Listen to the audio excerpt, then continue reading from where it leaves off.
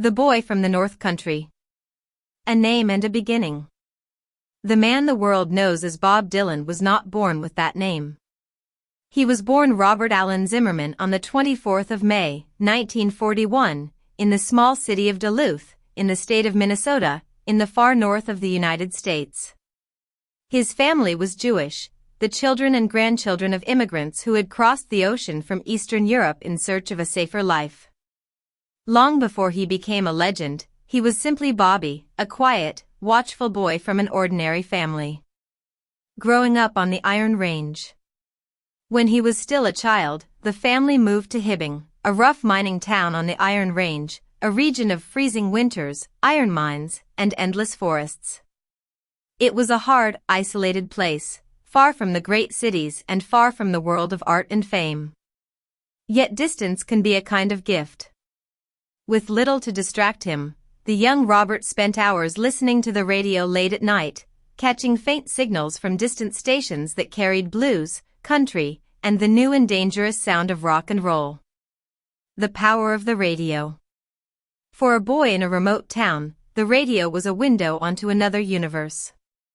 Through it he discovered the voices of black blues singers from the American South, the lonely songs of country musicians, and the raw energy of early rock stars. This mixture of sounds, sacred and rough, sorrowful and wild, would stay with him for the rest of his life.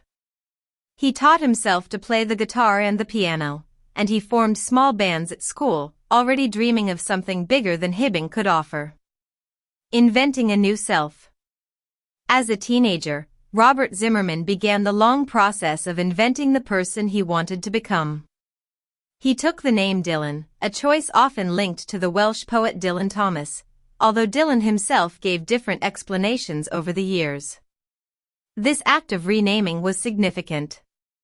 It was the first sign of a lifelong habit, the refusal to be fixed, the desire to shape his own identity rather than accept the one he had been given.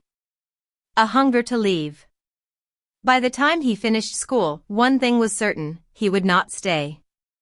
He briefly attended the University of Minnesota, but the lecture halls held little interest for him.